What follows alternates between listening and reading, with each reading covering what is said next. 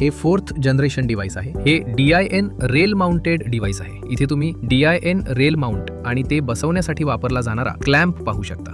या डिव्हाइस सोबत एकूण 5 CT दिलेले आहेत. त्यापैकी 4 CT प्रत्येक लाईन साठी वापरले जातात. हा R फेज साठीचा CT आहे. येथे R मार्किंग दिसत आहे.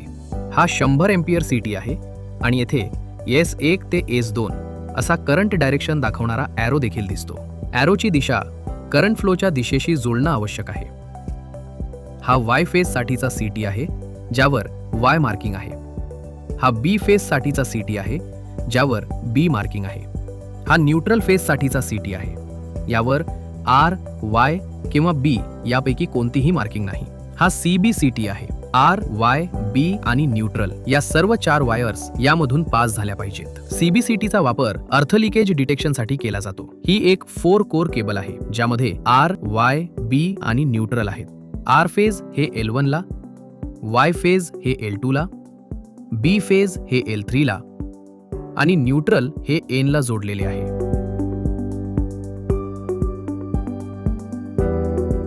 हे डिव्हाइस थेट DIN रेलवर माउंट करता येते. येथे माउंटिंग अरेंजमेंट आणि क्लॅम्प दिसत आहेत.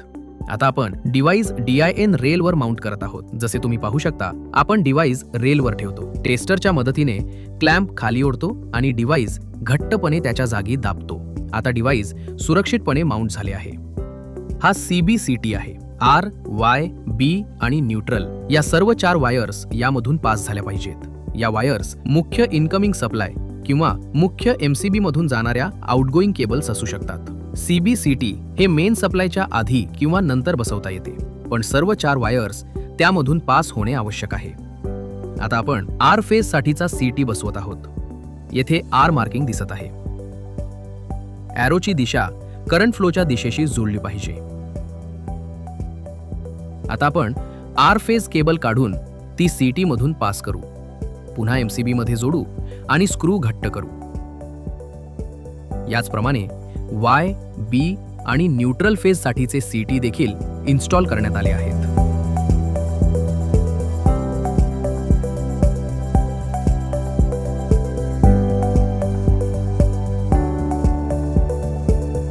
आता आपण डिव्हाइसला पॉवर देणार आहोत. आपण L1 म्हणजे R फेज वायरला MCBच्या R फेज टर्मिनलला जोडत आहोत. R, Y, B आणि न्यूट्रल यांचा योग्य क्रम राखणे अत्यंत महत्त्वाचे आहे.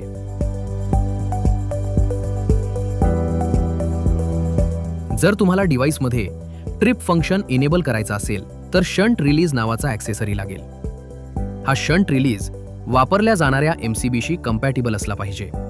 आता शंट रिलीज डिव्हाइसला कसा जोडायचा ते समजून घेऊया. ट्रिप फंक्शन इनेबल करण्यासाठी वायरिंग खालीलप्रमाणे असेल. R फेज मधून एक वायर IP1 ला जोडा. Y फेज मधून एक वायर IP2 ला जोडा. ट्रिप टर्मिनल मधून एक वायर घ्या आणि MCBच्या न्यूट्रल टर्मिनल मधून एक वायर घ्या. हे 2 वायर शंट रिलीजला जोडले जातील. यामध्ये एक लाईव्ह वायर आणि एक न्यूट्रल वायर असेल.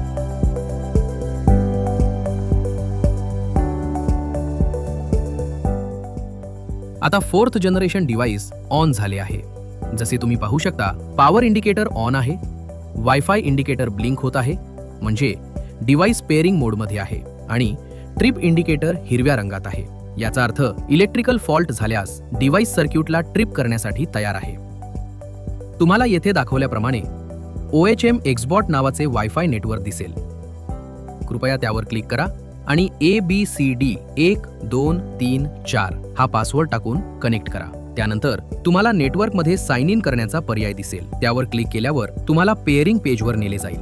त्यानंतर स्कॅन वायफाय नेटवर्कवर क्लिक करा आणि तुम्हाला येथे उपलब्ध असलेली सर्व वायफाय नेटवर्क्स दिसतील. आता तुमच्या पसंतीचे वायफाय निवडा आणि त्याचा पासवर्ड टाका.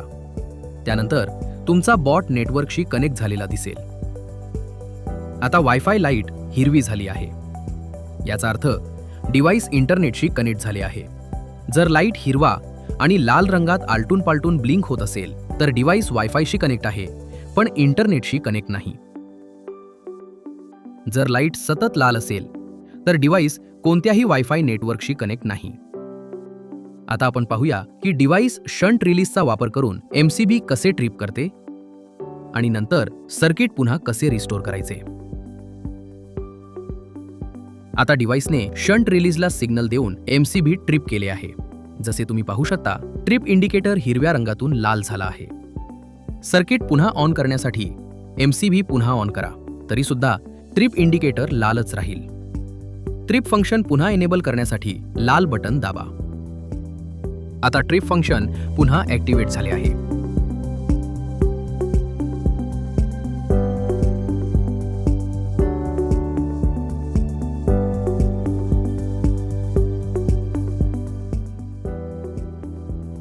सिंगल फेज कनेक्शनसाठी हेच डिव्हाइस Y आणि B फेज CT शिवाय वापरता येते. इथे R मार्किंग असलेला R फेज CT दिसत आहे.